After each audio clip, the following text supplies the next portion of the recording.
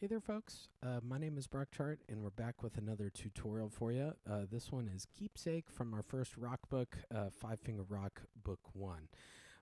And this one is a softer lyrical rock ballad, kind of inspired by some of the cool ballad guitar lines that are kind of single note lines from bands like the Smashing Pumpkins. Some of their softer tunes kind of feature like a cool guitar line that's made up of single notes, like Smashing Pumpkins or like the Eels or some of the Pixies stuff. And so check out some of those groups. Very, very awesome groups. And so for this piece, to get started, our left hand pinky is going to be down on this lower C, and our right hand thumb is going to be on B. So our thumbs are going to be pretty close together, but not quite touching. And this tune is a great one for practicing pedaling with, damper pedal. And also the melody is shared a lot of times and passed from the left hand to the right hand. And so it can be a great piece to work on hand balance and like this very opening line here.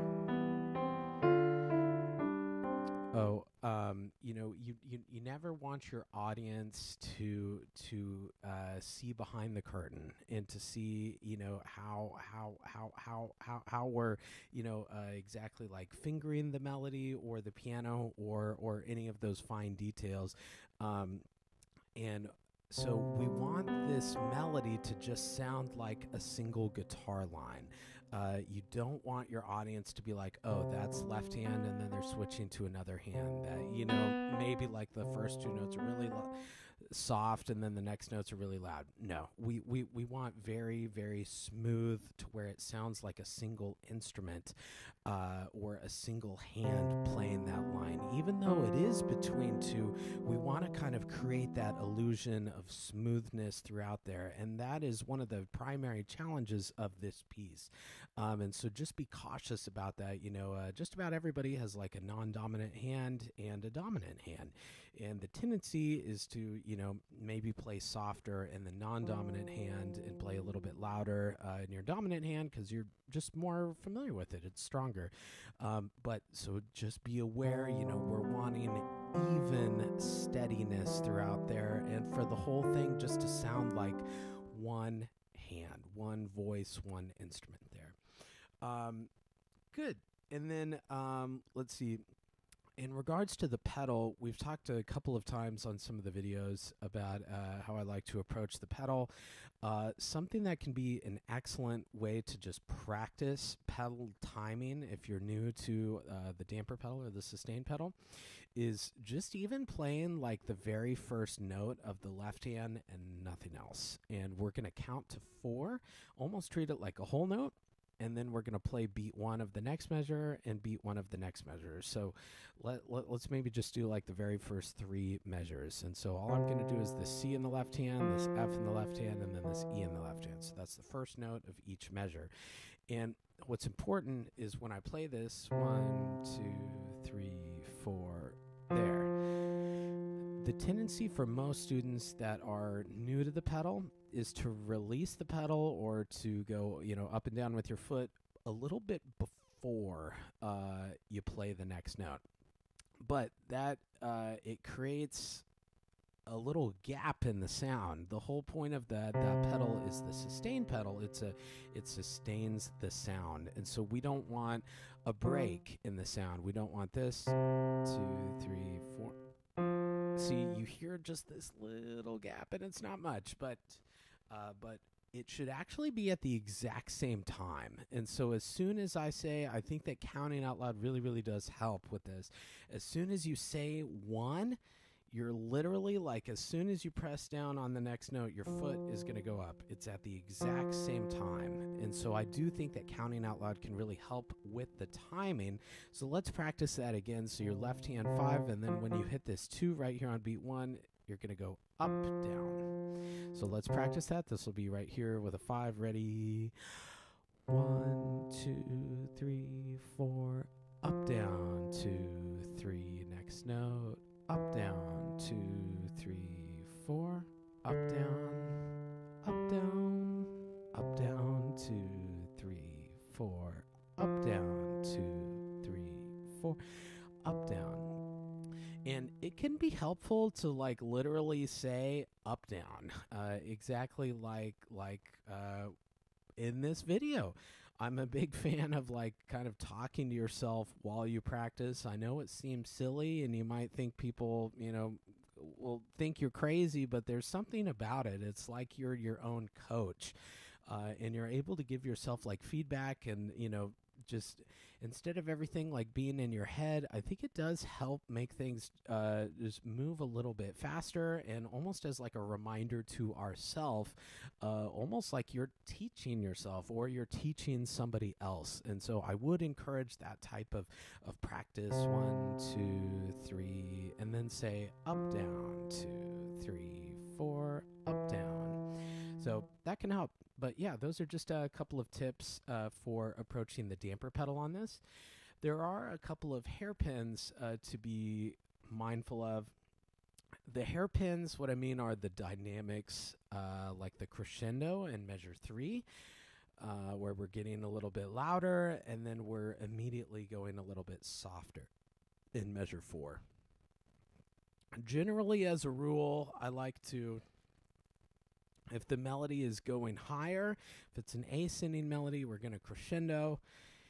And if the melody is descending melody, if it's going down, then we're going to get softer. It's not always the case, but gosh, I would say, a lot of the time that's true. And I think it's a good rule to follow, even if there aren't dynamics written in the music. It just makes things a little bit more expressive, and for those melodies and those notes to leap off of the page. So nothing super crazy on the first couple of lines. We do have a change in fingering here in measure 8. So let's talk about that in the right hand. So we're going to be going B, C, F, E, 3. Now I'm going to scoot my thumb in to a C, and that's so I can kind of stretch out to that A in my thumb. So it's kind of like a caterpillar effect. I scrunch in, and then I move out. So kind of like a caterpillar. So I was a 3 on D. I'm scrunching in with my thumb, and I'm extending out to that A. So that would be a spot to maybe, circle, or make a little note to yourself there. We're going to be doing something similar, but kind of the opposite in measure 10, where we have this 5 with this 5 on G, and we're stretching a little bit to this 2 on C. So yeah, anytime that there's a fingering, just double check things. We might be stretching, we might be kind of scrunching in a little bit. So just some things to watch out for there. The left hand is going to be reaching out a little bit.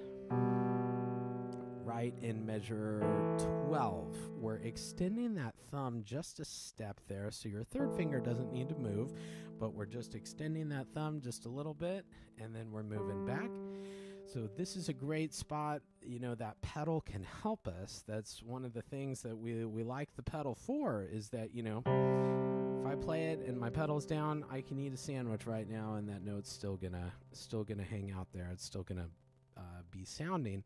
And so it helps if we need to change hand positions or to jump around, then I can do that without there being like a huge gap or silence in the sound.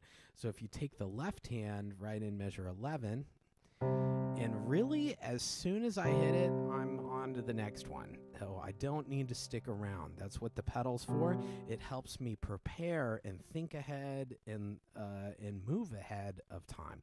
So then I'm not like panicking or freaking out whenever it's time to play that note. So in measure 11 in the left hand, you can do 1 and 5, and I'm already there. Pedal, and then I'm moving up, already there, well ahead of time, and as soon as I hit it, I'm going to bring that thumb in. So it just helps me get prepared, helps me get ready for that next part. Let's see, nothing super crazy here. Watch out in measure 16, we do have a sharp. That's the first accidental in the tune. Maybe the only accidental in the tune. I think so. So let's try from 13 together. And this is a big crescendo. Everything's kind of leading to that accidental in 16. I think that that is the highest point, kind of the peak or the climax of the tune. So let's start together in 13. 1, 2, 13, go. 1, 2, 3, 4. 1, 2, 3, 4. 1, 3, 4, 1. So let's talk about a couple of things. There's a couple of like hidden lines in here. And what I mean by that is, in some pop music and, even in classical music and all sorts of music, there's it's called counterpoint, or polyphony is maybe another way of saying it. And that's where there's multiple melodies happening at the same time. And in pop and rock music, maybe your lead singer is doing this.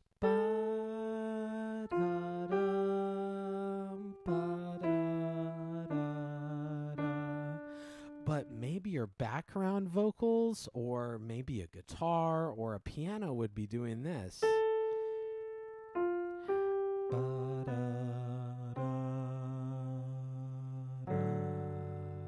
Almost like a background, like a counterpoint, or you can think of it as like a question and answer phrase. And so when you have both of those together, the question becomes what is important and what is background. And I would say that when you sing this, the higher notes are definitely like the A, F, G, F, E.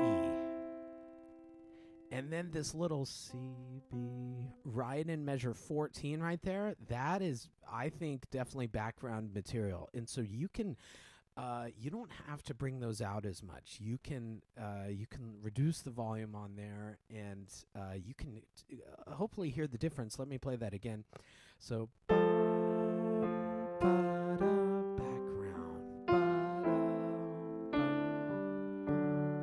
and then it kind of happens again here in the left hand, though, from like 15 to 16, this G there.